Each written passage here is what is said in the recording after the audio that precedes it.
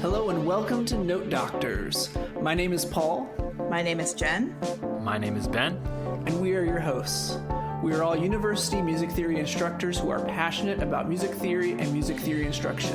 In this podcast, we will be talking about all things theory with some of the best music theory teachers in the country. If you want to know more about music theory and the most effective and innovative ways to teach it, this is the podcast for you.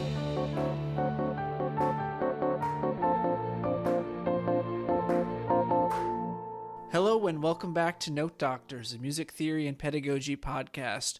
We are so excited to be offering our second episode this fall, featuring articles coming up in the new volume of the Journal for Music Theory Pedagogy. We love this collaboration. This is our third year being able to collaborate with them. So we are really grateful for the whole team, the editorial board over there, and for all the work that they're doing and the chance that we get to shine a light on some of the new articles coming out. So for you listeners, you can have a little taste of what's to come. Coming out in the new year in their journal. So please check it out. Check out the website as well. There are so many resources there. They're free. There's no paywall or anything like that. So it's a wonderful resource for anyone looking for cutting edge music theory pedagogy. So our guest today is Dr. Brent Auerbach. He's going to be talking about his article coming out next year. And before we get into the conversation, Ben is going to let you know a little bit more about Brent. Sure. Thank you, Paul. Brent Auerbach is professor of music theory at the University of Massachusetts Amherst. His research on formalizing the concept of musical motive and extending its applications for analysis is presented in his book, Musical Motives, A Theory and Method for Analyzing Shape in Music, published by Oxford University Press, 2021. Other research interests include the group mathematic properties of harmonic sequences, theory pedagogy, and the aesthetics of Baroque counterpoint. Dr. Auerbach has published articles in the Journal of Music Theory Online, Theory and Practice, Integral, and the Routledge Companion to Music Theory Pedagogy, edited by Lee Van Handel. He is currently serving as editor-in-chief of the Journal of Music Theory Online. And I think it sticks. So I think that as a pedagogical tool by itself, just sometimes declaring at the outset, don't write an augmented second or don't do this is actually somewhat more memorable than giving them all the freedom in the world. So, Brent, we are so happy to have you on the podcast. You are our second guest this month talking about articles in the upcoming volume of the JMTP. And so we're really pleased to talk with you about your article. Let's see, is it still this title, Reining in Pitch and Pitch Class Motives? Restrictive Rules for Improving Analytical Outcomes in the Tonal Theory Classroom. It's a mouthful, but it is great. It is a great paper, and so we're looking forward to chatting with you about that. But before we get into that, we always like to ask our guests a little bit about how you got into music theory. Was it your dream job, or did you have other aspirations other than being a theory professor? Well, I'll say first, thanks for having me. It is really a pleasure. I really enjoyed just signing up and meeting you all and look forward to a nice chat. In answer to your question, I had the experience where I was always a musician, and I got to freshman year of my undergrad, and I had to deal with my parents, which was that if I did pre-med, whatever I did, I should do pre-med as a backup. So what happened to me with music theory, I don't know what version of the story you want, because there's a short, a medium, and a long. If I start with the medium, it's just I took Theory 1 with a guy named John Stewart. And this person has had sort of an influence on other people like Ed Gollin, who also went through Harvard sort of in the 90s. And he was just a magnetic, incredible teacher. He was the senior preceptor in music. And I just loved his class. I basically took it because I saw all these things in the catalog saying, oh, wow, this cool music of like 19th century, 20th century, prerequisite music 51. What is that? And I ended up in a class with John Stewart where it was just Theory 1 for a year. I was the whole time loved it. And my wife at the time, just a girl down the hall from me, said, I said, I really love all my music classes and I hate all my pre-med classes. And she said, you can just be a professor of music. That's a job. And I didn't know that, even though I was actually in a class with music professors. And so very early on, I declared a music major. And by the time I was done undergrad, I just knew that I was going to do grad school and go all the way into music theory. Mm-hmm. And she is now a doctor. She she was going to be a classics major. The reason she knew this is that her job was to be her dream was to be an academic, and then she's hated it and actually went to medical school. So you did a flip kind of thing. Yeah, so we did exactly. So your parents were at least happy that you married a doctor. I think yes, doctor. I think that counts. That I married a doctor instead of being a doctor. Well, pre-med is a pretty horrifying backup because it's pretty rigorous. It's usually, heavy content classes. It was. I liked it. I mean, I was always into chemistry and physics. It was okay for me to do it, but I think I would have ended up in a very bloodless field of medicine, like psychiatry or radiology. I can't actually deal with sick people.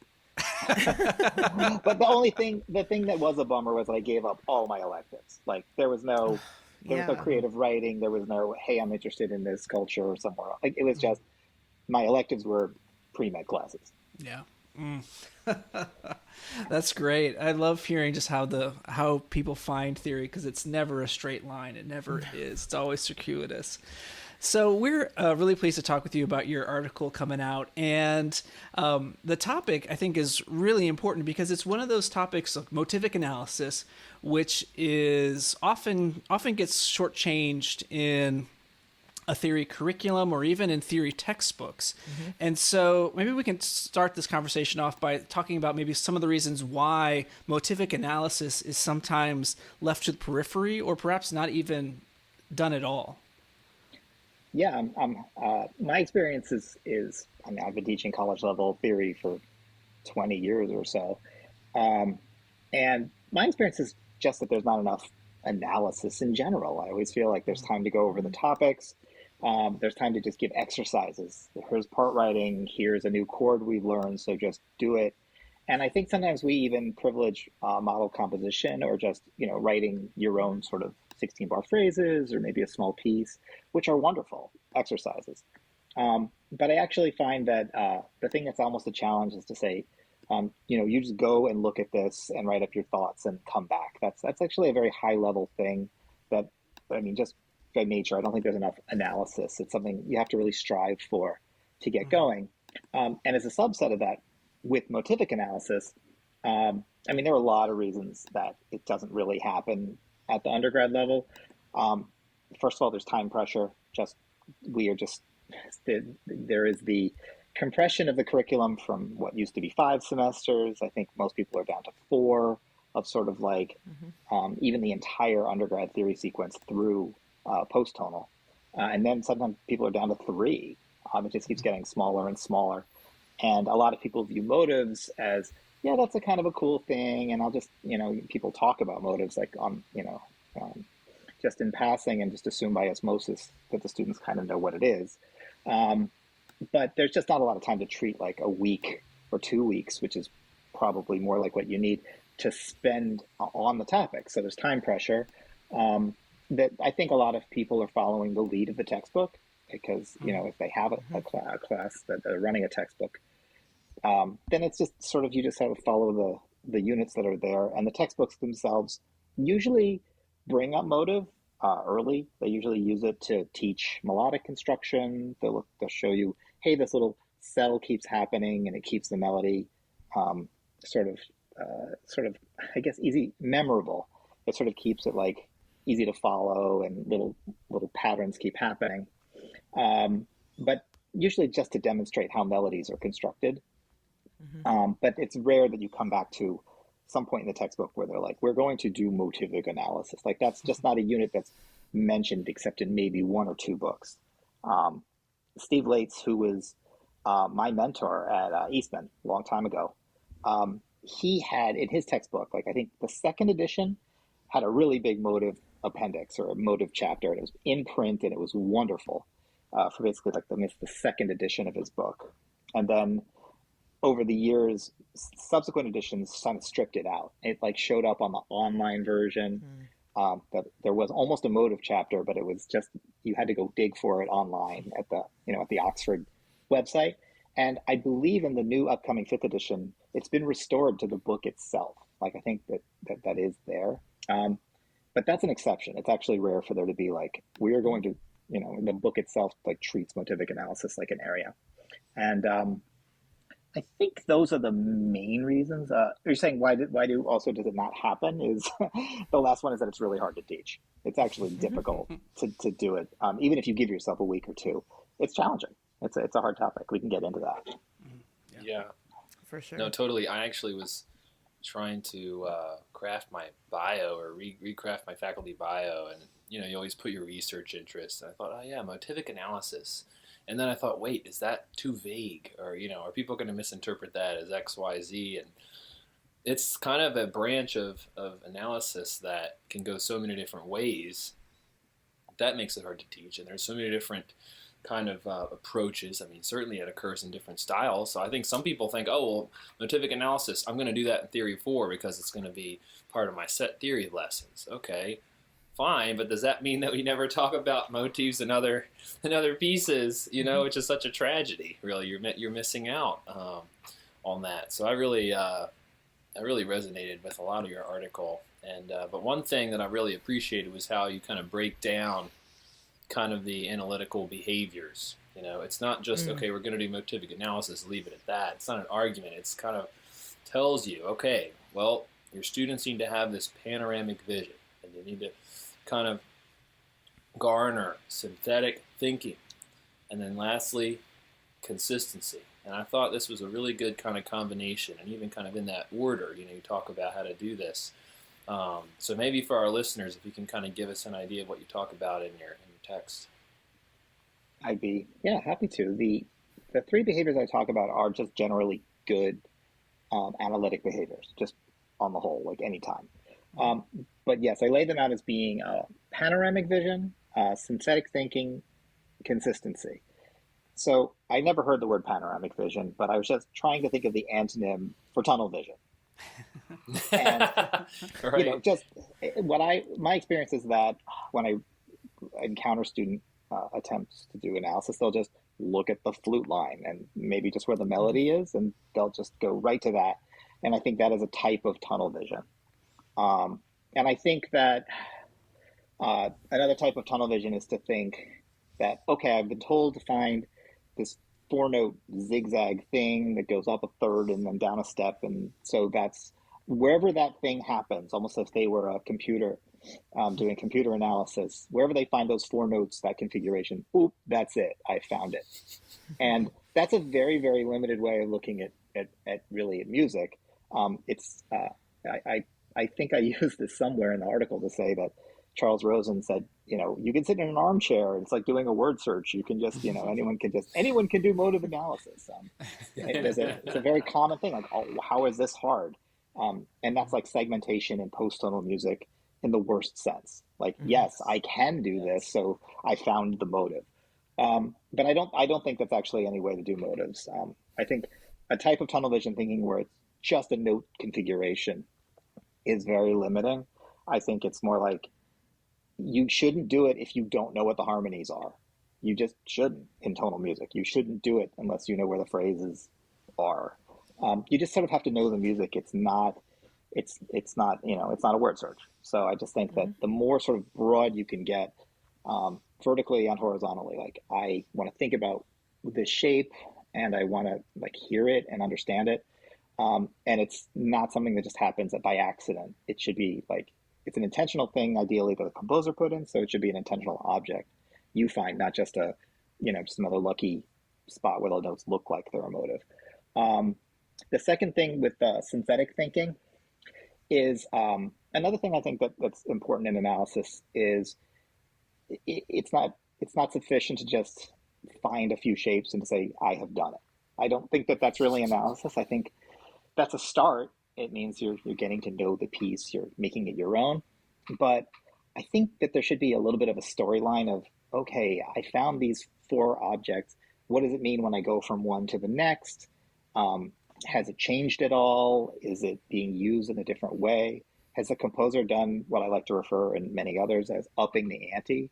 Like, does it happen in like sort of imitation with itself? Is it more thick? Like, is there something going on? Is it upside down? Of course, the transformations are something you would notice.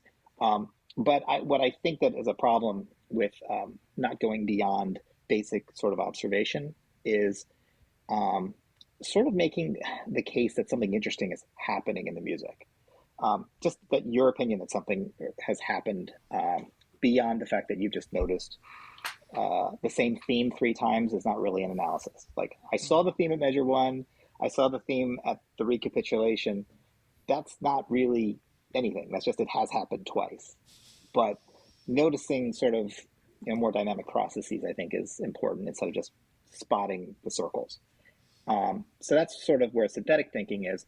And with consistency, it's even the same thing in part writing. I'm sorry, in like sort of Roman numeral analysis and chorale style stuff. If the student calls a certain tone a passing tone in one case, if the same exact thing happens 3 measures later, you don't want a totally different analysis of that tone. It's the same music. Wouldn't we say it's the same thing? And so I think with consistency, what's important is that once you decide that there's a motive that you're seeking, that if it happens in identical passages of music or in very similar types of music, like let's say you're doing a 4th linear motive, if you treat it a certain way in Florence Price, then you would treat it exactly the same way when you saw it in a Mozart piece. Like, it would just be the same. You should treat it the same way as you go from piece to piece. The problem with motivic analysis being that everyone just sort of says, hey, I found these 3 motives, I call them X, Y, and Z, and by the time you get to the next person's analysis, you've totally forgotten what X, Y, and Z were and why they were important. It's just this one-off thing that you can't even remember for 30 seconds. So I kind of regard it as it should be the same the students should have the same sort of thoughts about how motives work from piece to piece and even within the piece itself. So for us to have a conversation, like some sort of understanding of motives, consistency, and having a conversation about them, then we always have to be consistent. Absolutely. One of the things I really liked or thought a lot about is kind of what you described, this problem of turning student observation into interpretation, which is what we're often trying to get at in music theory. And as I was reading, I was like, yeah, motives are a sort of easy entry point into this. It's a little deeper than just describing what's there. And it also gives you some things to compare and to see as part of a process and all of those things. I think it's really great. We're using the Clendening Marvin right now. It's the first book I've ever used that even addresses motive at all. And it is rather brief, but it's there. And we end up having some good conversations about it. And it's more kind of composition driven. Like, they do a lot of inverting it and, transposing it and things like that. And it's very melody, heavy, but it has kind of helped with those conversations about what is a motive, how do you define it, what is it not, right? Like, how, if you, like you said, if you look at something and things go up a 4th, that doesn't just mean that that's the motive, right? There's more to it than that. And that gets kind of to the heart of what we're trying to teach them, the musicality, the sense of how style impacts the way things work and all of those things. I think it's really fantastic. Yeah, I think the Clendening Marvin's I have a quote or two from what that book does right. I think it really, it has a very traditional approach to why do motives, but they really do make a case for, hey, there's like some art here. If you go looking, there's levels and you can really actually gain some sort of satisfaction from, I think one of the most powerful things is showing a little motive that happens in the melody that's pretty noticeable, like getting transformed and getting big in the bass later. Like, that's a really easy one where like sort of mi fa sol happens as a, in the melody, like whatever. But then later it goes as a 1-6, 2-6, 5, 1. And then like there's this real bass line. Oh, it got bigger. It's just, that's a classic parallelism or hidden repetition, but I don't know, it was enough to suck me in like many, many years ago as a, yeah. Hey, that's a cool thing that it's a small design element that can actually impact more than just a melody. Like it can become a harmonic thing. And I think that Clendening Marvin kind of gives hints as to how you would seek that out. And I agree. They're one of the few textbooks that spends, they're not quite the lates, but they're also not just like a paragraph. This is the definition of motive. They have a couple of pages on treatment.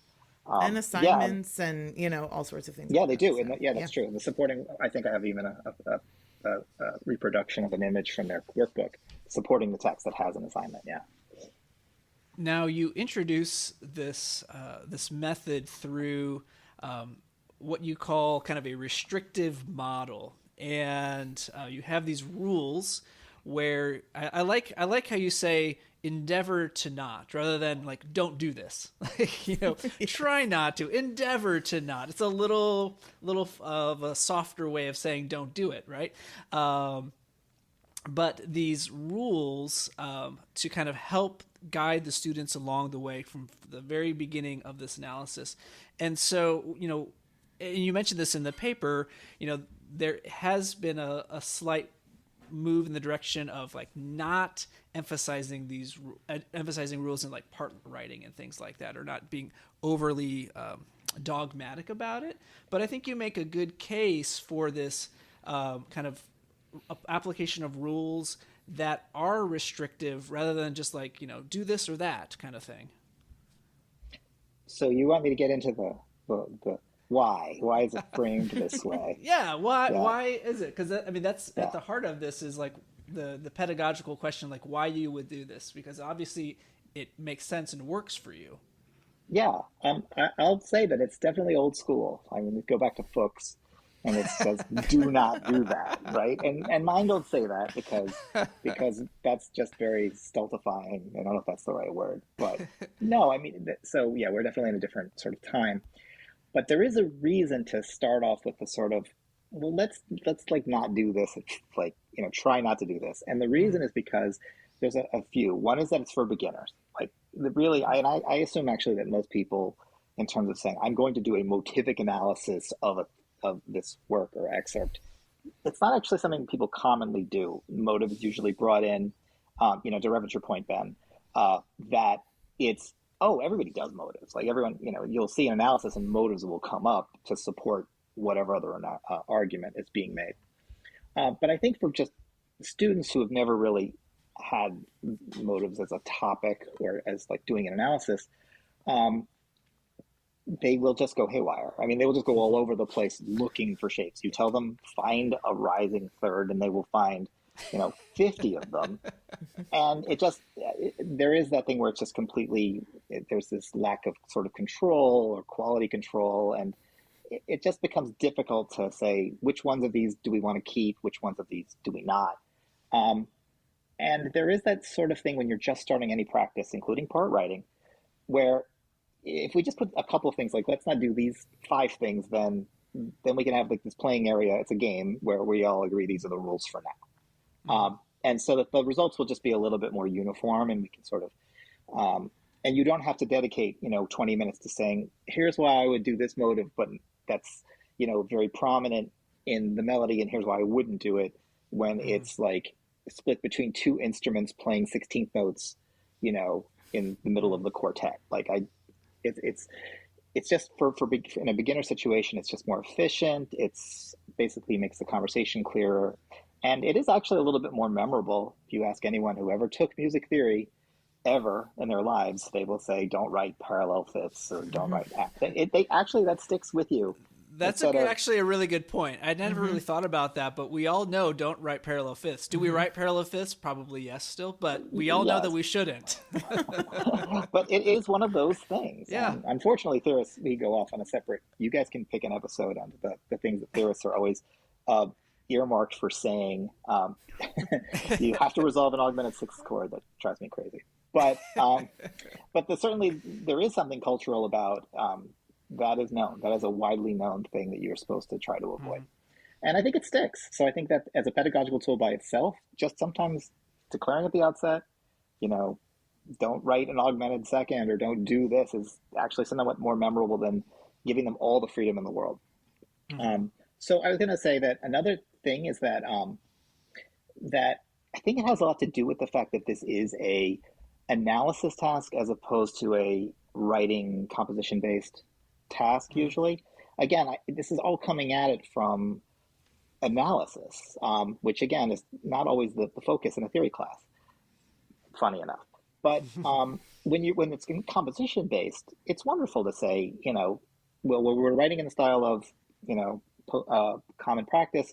We try not to have parallel fits. They don't happen a lot. But on your final project, if you do them, they're going to sound really neat. They're going to sound like planing or modal or, more like impressionist.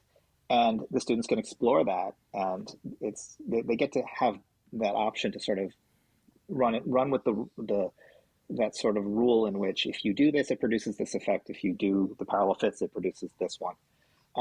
But in analysis, it's less of that sort of, it's not the same sort of exploration where they can do something and hear it. It's much more of a sort of a putting together a story, an argument, and a logical thing.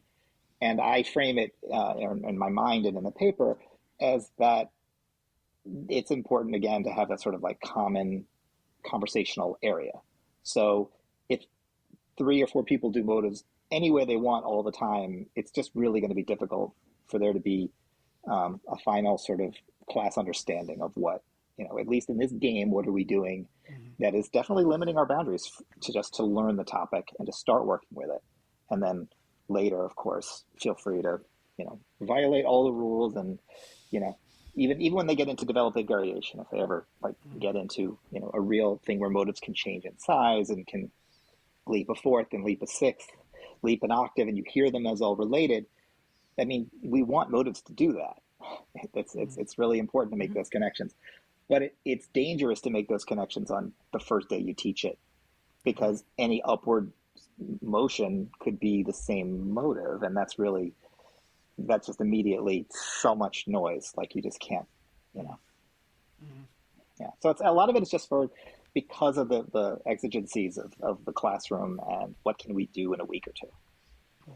I resonate with so much of that in so many different ways. Partly, actually from a research perspective too, because some of you out there already know this, but last year I presented this big villains thing at the Texas Society of Music Theory, and when I was in the proposal stage, I was trying to label motives, and I was trying to do a rhythm thing and a melody thing, and I ended up, I had different iterations of the proposal where the motives were labeled differently, just as you're saying, and so I would still show it to somebody and be like, what is R? And I'm like, well, that's just a rhythmic motive. I just use R because it's like a rhythmic thing. And then I did M for melodic, but then they were thinking oh, R. And then obviously if you have transformations involved, then you have all the, I'm like, no, I'm not talking about transformation theory. I'm talking about a rhythmic motif. So even from music theorists, professional music theorists to another professional music theorist, still the nomenclature and the way you write analysis of motives, it has to be just super consistent, and it has to you have to have a language that makes it easy to teach, because it's not just saying, okay, this is C, E, G, this is a 1 chord, and then when you go to the F, that's the 4. That's something that's so objective and concrete in a lot of ways that, okay, it's easy to teach that, when you take that step and you take that leap and you want to teach people motives, you have to have some sort of scaffolding and some sort of way of tying it together.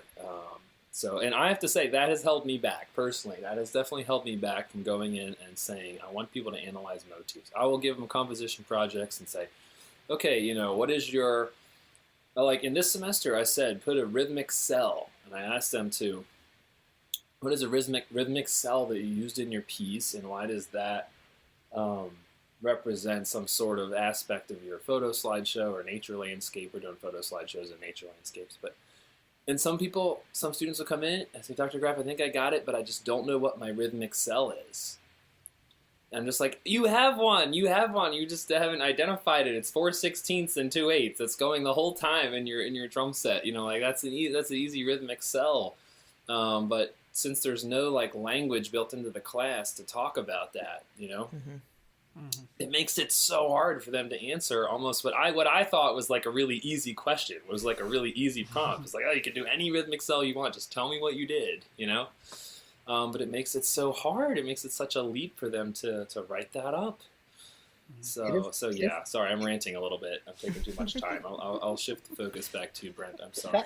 That's the reason that I've been doing what I'm doing is it is fiendishly difficult. I mean, I have experiences like the ones you're describing as an instructor often, like just a week ago. I will do my own analysis. Like, I thought it was so simple. I don't even want to call it this. I'm not sure it's the same. Like, it's actually maddening. It's really hard. And I think that's another reason that if anyone thinks that first time, and I modeled this in the beginning of the paper, and I was like, no, this is going to be fun. This is going to be great. And you do like a day. It's so simple. I'll just tell them to try it or something. And it's a mess. It's really difficult. And, everyone gets burned by this. I'm sure of it if they even try. And it took me, I probably ran this, I probably tried to do this, I don't know, 10 years in a row, and I just kept at it. So then I started feeling there were ways I could at least, I think it's almost like Groundhog Day, where not in the nefarious sense, but in the, like, I know what they're going to do. So, okay, I won't do this. And then next year something else goes wrong. And it takes about that much time to realize, if I just, okay, this is about what I need them to be aware of, and at least it won't go completely, literally off the rails. So, but it is so hard. And for someone who does emotive analysis on the regular, I will tell you, it's not that much easier now than it was for me 20 years ago. Totally. I think it's the age old. You can tell how long an assignment's been in existence by how long the directions are. Like, the first time I give an assignment, the directions are really simple. The second time, they're much more complicated because you're like, oh, they thought this or they inferred this, and it wasn't there, but I have to be clear about it apparently. So, yeah. Are there any of the sort of endeavor not to, that the students kind of miss or forget or are frequently overlooked? It's funny. It's kind of all of them, but I have actually had graduate student seminars work off of a list like this, and I'm not fully kidding. Like, I think they can really quickly realize I don't want to start and end the motive like on a figuration tone, like as a coming in as like a passing tone or a complete non-chord tone related to the harmony. That's the sort of thing you can teach them right away that not to do, and that even in the first day. I think what they will want to do is, even if you tell them look for a 3-note or a 4-note motive, I'm not explaining this well. It depends what level you're at. Like, for what's modeled in this paper as like almost for undergrad theory, is that I'm giving them often the target. Like, it's a 4-note motive, it's this. And so that actually takes a lot of the uncertainty out of the equation. If you ever try this with graduate students, and I've taught some seminars on motivic analysis, even if you tell them when you find a motive and you're trying to figure one out, make it be like 3 or 4 notes long, they will still want to find just a 2-note motive, and just, they just will, their instinct is to go for very, very small. So I would say rule 1, I guess, they will, where is it? Actually, I got the whole list in front of me, actually. It's basically, that's one of the teacher guidelines. So, all right, let me talk about what the students I've noticed will often go wrong for them. The number 4 is usually an issue for them. They will usually look for motives inside figuration. Like, just there is a arpeggiating Alberti bass, and they will look for small, tiny little configurations of notes. Like, they just will want to find them everywhere. So they are inclined to do that a lot. And often that's just sort of a motor thing that's going, and it's very dangerous for them to keep hearing the same, or trying to like draw circles like every 3 16th notes, because it keeps being triadic. So that's definitely one that they will, that they often do.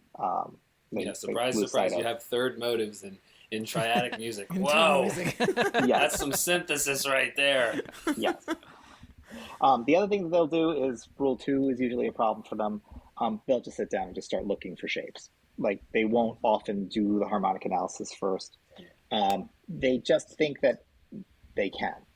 Um, so the real answer to this whole thing is like they will all all often go wrong. But I would say that they'll tend to be tunnel vision in terms of the melody. They'll tend to analyze things inside, little tiny things inside figuration that are not as audible as the melody progressing from almost the type of thing where you have to do a little bit of reduction by ear and hear like an E for a few moments, and then it goes to F, then it goes to G. I mean, I think it's just a challenge in general for students to see the voice leading of an Alberti bass, that it actually might not be doing anything for a few beats. And then when the chord changes, then one of the voices has shifted by a note. And that's where you go looking for motives. So the figuration thing is just tends to hang them up a lot. And it's often worse, of course, for it's like single line players. Pianists and guitar players do better with that. But it's definitely a challenge for single line players who aren't as comfortable with accompaniment in general. And I think they often struggle with the last and the sort of the most sort of ambitious rule. Rule 6 is to say at the end you need to really strive to get a larger synthetic point. Like you need to actually say that something has happened to the motives that you found. It's not just enough to say I saw it in measure 1, I saw it in measure 6, and I'm done. It's the challenge to actually tell a story about what happened to this motive. Did it expand? Did it move to another voice in a sort of way that the performer can do something with? And has it sort of gotten in sort of interesting compositional treatment? And that's just a general, that rule is just generally have a point is a good rule in general to have when you do analysis. But I think it's especially easy in motivic to lose the forest for the trees sort of thing. So it's actually important to say, well, I have found this shape and I care about it. And then it actually has done something. And to try to convince somebody else, if we listen for its recurrences, then there's like some musical sort of meaningful thing has transpired, not just, hey, it's there. I'm curious how much listening of the score do you do compared to looking at it without listening to it? Because for so many students, their ears are much more advanced and adept at hearing things than their eyes are hearing things. So as far as like, do they hear it first and then look at the score? Do you look at the score and then listen to it? So how do you balance those two things? In general, I always play and listen, or play the soundtrack for them and have them listen. I often will have students, I will forecast what's coming up in a class by assigning just the listening beforehand. Like, we're going to be listening to this, or we're going to be studying this on Monday, so you should listen to it over the weekend, sort of thing. I actually think it is possible. I've never really done it as a purely oral based exercise to have, signal them to a motive and then try to have them find it without any score basis at all. I think that could be done. I can think of actually some tunes by Gabrielli of all things. There's a really great set of like canzonas where there's a G minor canzona by Gabrielli where there's this it's a me fa sol do motion which happens over and over in the melody, but then it becomes the basis of a very clear stretched out cadence in the bass, and it hits you over the head. It's one of the loudest things, and it's wonderful. But that's a rare case. I think motivic analysis is a score. It has been for me a lot of a score based thing. So in answer to your question, I think the students should have familiarity. They need oral familiarity with the piece, which they can gain in advance or as they're starting to look at the score, and ideally a tactile based familiarity with the piece. It's much more meaningful if they can play some or all of the lines of the piece, which is probably an argument to do more pieces where it's really just in their rep, just by instrument or by student, giving them that flexibility. But the short answer is I do push a lot of oral awareness of something. I think it's essential, but And I would never assign a motivic analysis assignment without a soundtrack or without them hearing the music. It's not worth doing. It is. I mean, it's such a useful oral skills tool. Even, at its most basic level, we did in oral skills 1 a couple days ago this melody that started with the same rhythm and the same sort of, it started with a motive, right? Like a sort of arpeggiating motive. It was the same rhythm. The first one was 1, the second one was 5. And the first one started on do, the second one on T. So anyway, I played this little 4-measure melody for them. I asked them, after they'd heard it a couple times, I said, well, how many sections does this melody have? And how are you finding the boundaries of those sections? And in both classes, we eventually came up with, well, 2, and it's because they're kind of the same.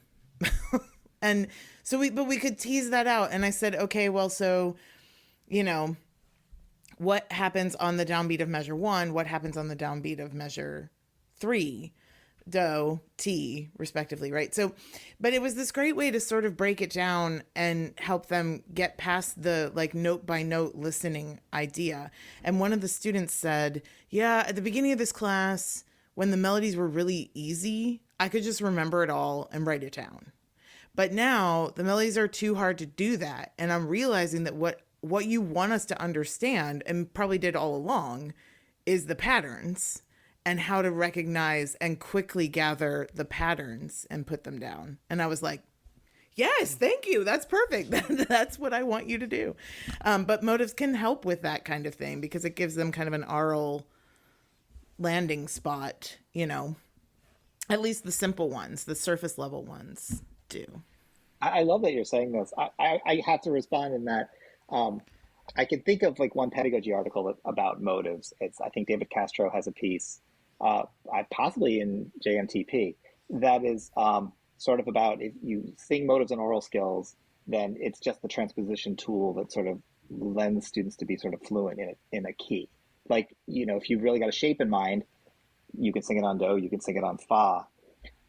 And there are pedagogy-based articles on sort of using motives in oral skills, but Jenn, I got to say this idea that it helps understanding sort of like phrase construction.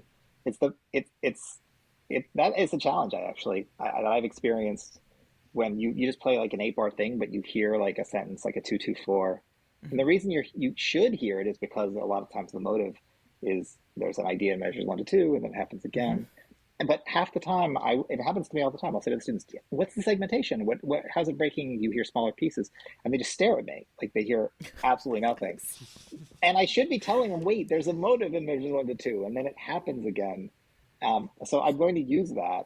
I think that's a great idea. It reminds me basically of the sort of the oral skills version of what the textbooks often do, when they're teaching phrase, like they'll say that this happens, but yes, you're talking about sort of using it in an oral skills environment, like to reinforce that. And I think I'm going to start doing that more.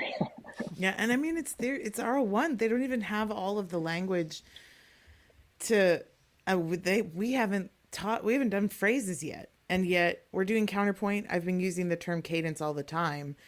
Lately this semester, I decided I'm just not going to care if I'm using a word where they don't know the definition, or where we haven't done that specific thing and defined it super clearly. I'm just going to use the word, make sure they understand what I mean in that context, and move on. Cadence is a good example of that.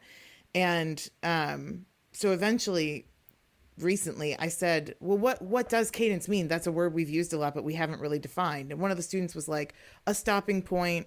And another student said Tito, Rado, like, because they've been doing 2-voice counterpoint or whatever. And I was like, this is good, and when we get to actually talking about phrases, they'll have that language. Similarly, we can be like, remember in oral skills, we've had these things that move from 1 to 5, back to 1, that's phrase model, this particular one, so yeah, I think you're right, Paul, that their ears are often way ahead of their understanding or even their ability to read staff notation. Their ears are often past that. I've been doing the proto-notation thing that Gary Karpinski says we should all be doing, and it is really revealing how many things they do hear and can't notate. it does divide those things out really well, because they'll write like 1 tully, 2 lolly, and then on the page they've written like dotted quarter, eighth, eighth, eighth, eighth, eighth, and you're like, did you do any mathing? Was there any, but they heard it correctly. They understood what it was. They just didn't know how to write it down. So yeah. I love it. Well, my add-on was like that I definitely have used motifs in the written class for like modulations and things, where like you have a motif in one key, and then when you are in a new key, some of them just didn't catch for whatever reason that it was in a new key, right? And you might see, well, look at the motif. Well, that was actually on C now. Oh, maybe it modulated to C. Let's investigate, that kind of thing. And maybe that's easier than the aural part, but it certainly can be a way of kind of unlocking their understanding in both ways. That seems to be more audible, or more like just understanding a basic motive does seem to be more universal than like recognizing a modulation, or like, what is the hypermeter here? It's like, oh gosh, don't ask me that. Oh, but I did hear I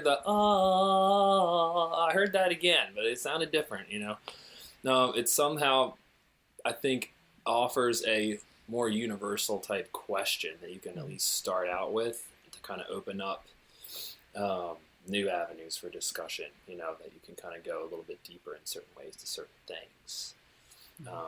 But yeah, I think that's the way I've used it most, as kind of like a gateway towards something else. But it really is something in and of itself, isn't it? And I think you make that point really well in your article. Yeah, I think it's funny. They are really central, and it is what almost like what a word would be in a language, almost like just like the basic everyday, it's called basic level words like dog, house. A lot of the short, they have a fair degree of expert. This is like Lawrence Zibikowski stuff, but in the language of music, like talking about a whole ornate, like, rounded binary form, there's too much going on. Talking about just like 2 notes is like too small. But a motive, it lasts a few beats, and it's like, oh, I know what that is, and I know when it comes back. It's actually sort of the basic level of communication in music. Whereas if you saw a creature, it'd be too much to say there's a creature over there, and it would be too vague to say that. It would be way too specific to say that is a, lactobilious, like naming the whatever species and genus it is. Giving the scientific would be overkill. It's too specific. Right. But in the middle, just say that, there's a dog, or there's, that I've seen a blue heron. And that's basically a motive, is about that level of, it's a thing that I can recognize when it comes back. So they're really universal. They are central. And there are entire theories of music that actually start with them, like in terms of like treatises, like if you go back. In textbooks, it's funny. We just kind of don't do that. I suppose it's probably possible to rebuild out, not a project of mine, but to rebuild out the entire, you could do it. You actually probably could teach all of music, except for vertical harmony, for starting with motive. Yeah, that's so interesting, because that is what our students, that's how they engage with music, probably originally, is with the motives. And they talk about, what music has touched you, or what music do you love, or what movie music do you like. It's the motives, right? It's that stuff. It's not, I love that chord progression, how John Williams goes to the chromatic median when the emperor comes in. They don't know that, right? But they like da da da da da da da, right? That's what they grab onto, the motive. And it's funny how we kind of often don't talk about that, and how your paper is encouraging us to include that more. That's great. Can you talk to us a little bit about the instructor preparations? Because I think this is, at least for me, this is probably the most helpful part of this paper, is that you talk to us teachers in a way that we can understand and implement it. So you give us our own rules and things that we want to endeavor not to do. You have a flow chart later on, which kind of goes through the process of leading a class to analysis. And then you even have 2 sample assignments one by Dr. Trad and one by Dr. Mod, which I'm assuming you're Dr. Mod, or maybe you were Dr. Trad and you're gradually becoming Dr. Mod. But can you talk to us about the kind of the preparatory work that, and you have kind of talked to us a little bit already, that the instructor kind of needs to do to make this a successful type of assignment? That's very perceptive of you. Yeah, traditional and modern. I was both. I definitely started as Dr. Tread, and that meant that I just had these algebraic names for motives. I called them X and alpha, and I just said, go find them and it'll be great. And I basically gave almost no real deep level instruction or guidance, and just said, this will be fun. You guys will find them. It'll be good. And it never worked that way. And then over time, I developed it into what I hope is more of a modern Dr. Mod style, where I do give, like Jenn said, these are really sometimes detailed instructions, because if you want the outcome, you really, especially at the early levels, you have to model the techniques that you want the students to do, right? And I think every teacher actually has a lot of room to really prioritize the things that they would want a student to find in an analysis. But if you want that outcome, I think you really do have to model it yourself. So the flowchart talks about basically that you do have to do a lot of preliminary work before really giving a motivic analysis to students. You basically, when you do it, I kind of view it as design phase and execute phase. Designing an analysis is where you look at a piece and you have to decide, what am I looking for as motives? And you really could pick almost anything. So you kind of pick the shapes that, maybe 2 or 3 of them, which is a manageable amount, the ones that you feel are prominent, the ones you may have sensed through a couple of listenings or playings that are central and that you would want other people to hear or share with them. And then you also have to pretty much run an analysis yourself. I think you have to do the whole thing. Because you might think that the first melody has this great motive in it, or is a motive, and then it never really comes back. It actually will surprise you that, yes, if it's as general as like a third or a fifth or something like that, yeah, you'll find them. But you might think there's a really maybe in a Fanny Mendelssohn piece where they're Fanny Hensel piece where they're super ornate lines. The first melody is gorgeous, and then it's just like, but it doesn't really do the same thing again, and you really don't get that sort of maybe leap up a sixth and down into something. It just doesn't happen, and it might surprise you, and you can really get burned if you assign measure 1 and say this is going to be a fantastic motive for you all to find, and then they can't find it. So there is a lot of times where you have to sort of run what I would call a provisional analysis. You actually have to pick your 2 or 3 shapes and targets, but then you try them out. And you might say this is working or it's not. And then as you go, you might say, you know what, this doesn't really work as a third motive. It has a little pickup gesture to it that I always need, or maybe you'll change your opinion on what the real sort of shape is. So you have to do a lot of that in advance. And there's a reason that teachers use the same pieces from year to year. It's because it's a lot of work to develop, a real task that you know is going to have that outcome that you want. But it's worth it to start, to either from pieces you really know well, and create 1 or 2 of these assignments that you think are effective, and then you reuse those and then change them and then add more things as you go. But it is pretty work intensive to make one of these, at least to make a real good motivic analysis of even a 16-bar thing that you want your students to take a shot at. And then that's really the most of it. The rest of the methodology for using this in a class would be, you really just, when you introduce motives, you can show them some really cool, some of the famous events from Beethoven's first piano sonata, and kind of neat, motivic. There's a famous Mozart piano sonata. It's the first example in my actual book, not in this article. And I think I got that from either Deborah Stein or Steve Lates 20 years ago. It's a little slow movement from a Mozart F minor, gorgeous adagio movement.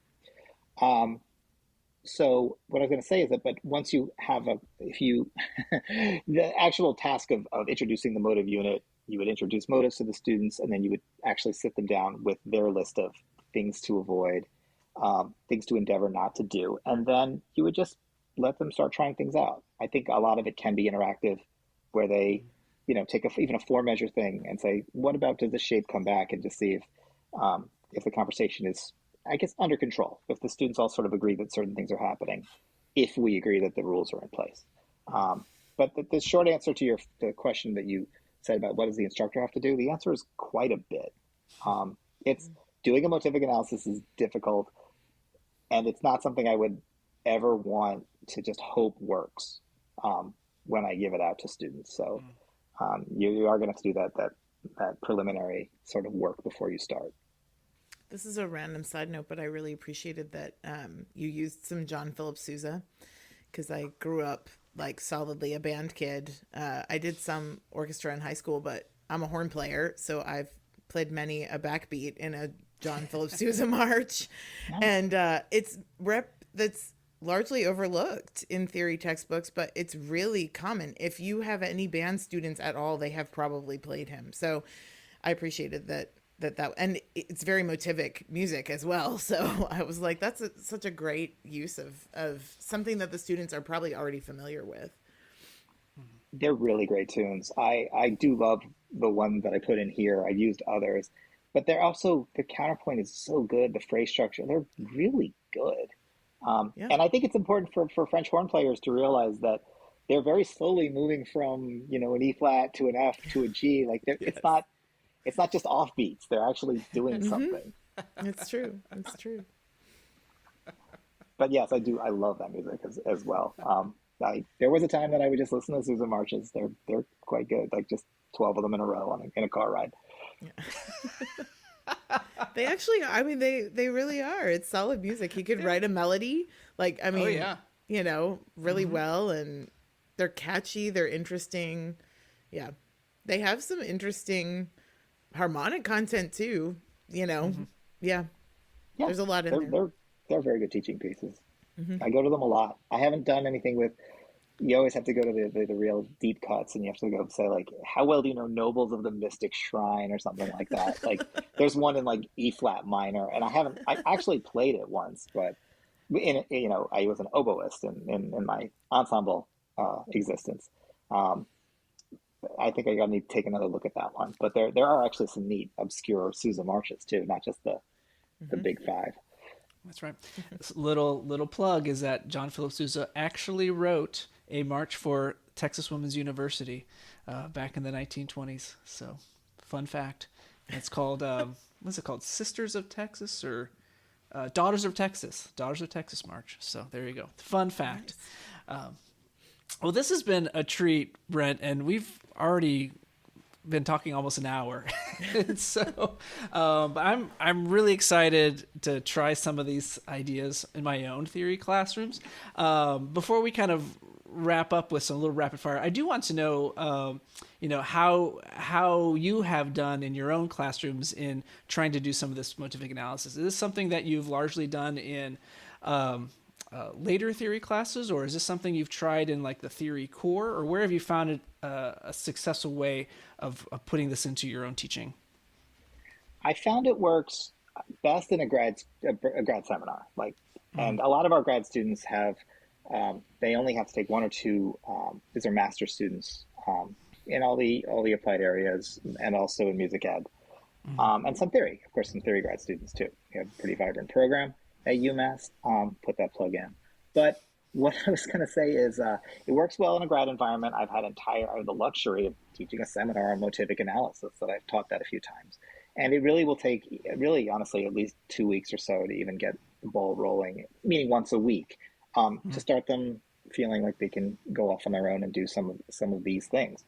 So it feels like it's not that far beyond, honestly, what you would do in a third or fourth semester undergrad theory sequence, because I don't think the populations are really that different in terms of they might have been pretty good theory students or even weak theory students as undergrads, and then they maybe left and didn't do any music theory for 2 to 5 years, and now they're back in grad school. They may not be better theorists than they were. So I've had the experience of I had the luxury of doing this in a grad seminar, but I have done it in my undergrad classes as well. I really have felt the time pressure that I only get a day or two to do it. If I have carved out that time, it's usually enough to actually give them a really sort of very clear target, and to go have them find it. And then also to make a comment about how it may change in terms of the way it appears, if its rhythms are expanded or if it's inverted. But also to say, do you notice it happening in more than one voice? Do you notice something different happens near the cadence? And giving that sort of instruction of like, you really actually do have to pay attention to this event. I would say it even in my experience teaching undergrad, when I get to do it, it feels like enrichment. Like this is also a wonderful thing to do. And I have even in undergrad used it as a composition-based assignment where, okay, we're analyzing them, but also you have a motive, write a piece in even a post-tonal sort of language. But pretty much every technique that shows up in this paper is something I have done. It started out really with my evolution from no instruction to the students at all, just an assumption that it would be very easy, all the way through these super detailed instructions, which if I ever do it, if I ever introduce this to my classes, and it happens usually in upper level undergrad, third and fourth semester are great when they have some chromatic harmony, some knowledge of form, like they're comfortable with periods and sentences and definitely phrases. And the reason that it's important for them to have that form knowledge is so they don't do awkward motives that sort of like two notes from one phrase and then there's a clear dead interval and a restart, and it's like, but I found it going into the next phrase. It's still going. These sort of forced shapes that nobody would, as a listener, that you wouldn't necessarily connect, as a unit. It's very easy to fall into traps like that if you aren't sensitive to like phrases and cadences. I believe firmly in having motives sort of stay in their lane. They should stay in their 4-bar thing and their 8-bar thing.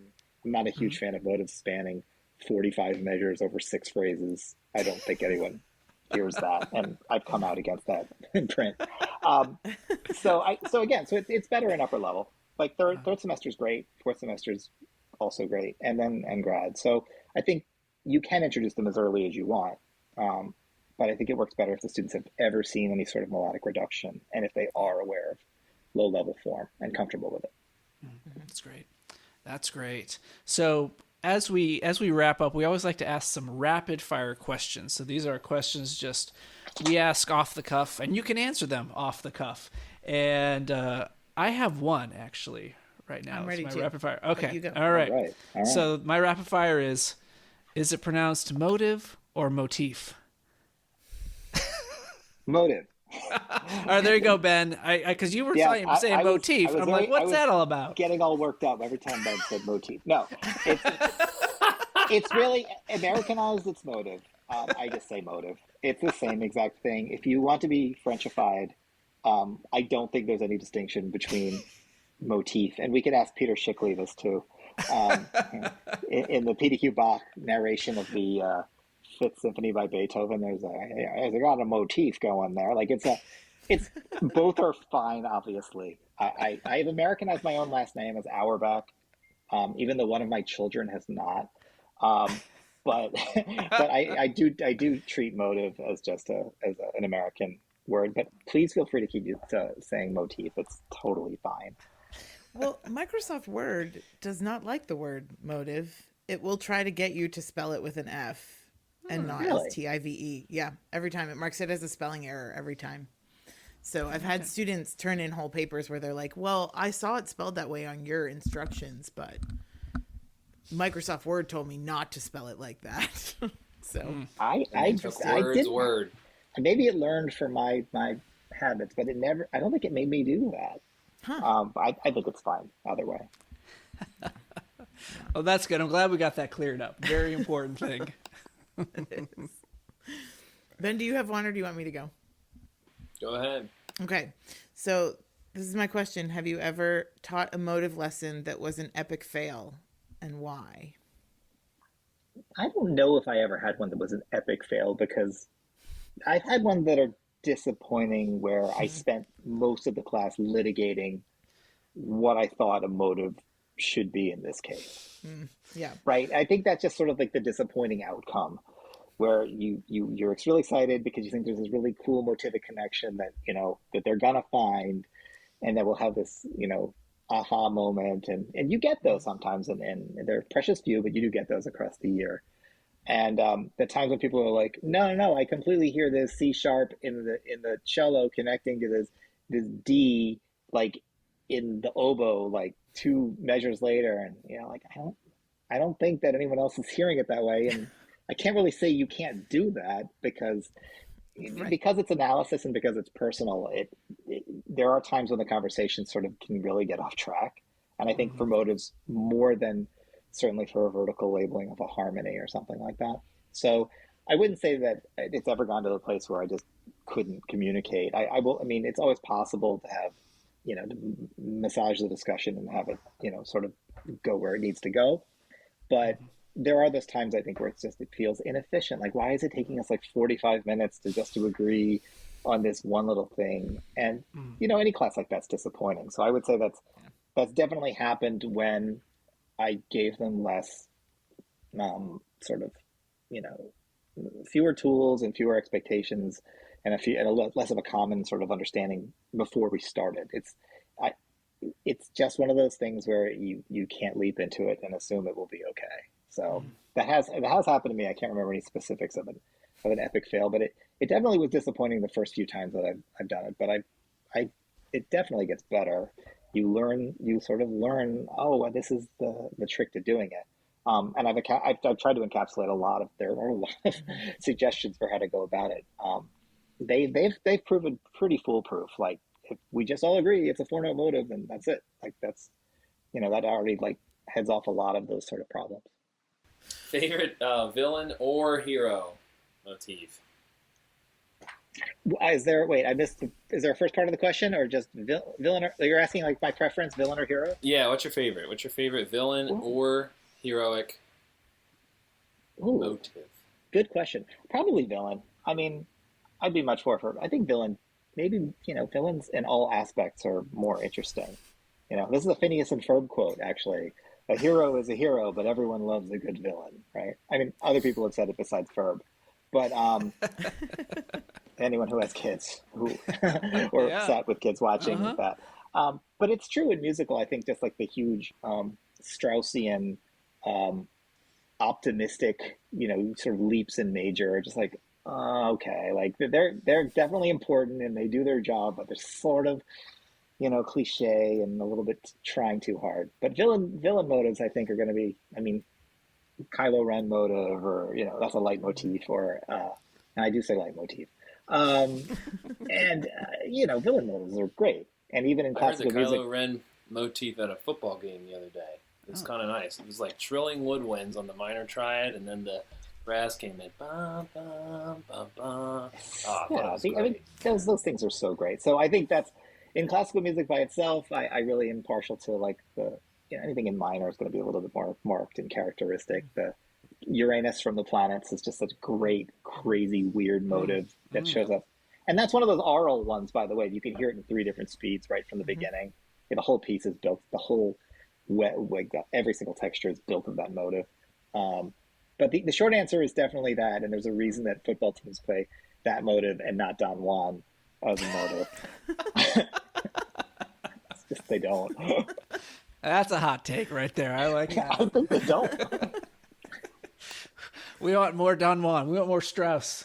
Some Till Eulenspiegel.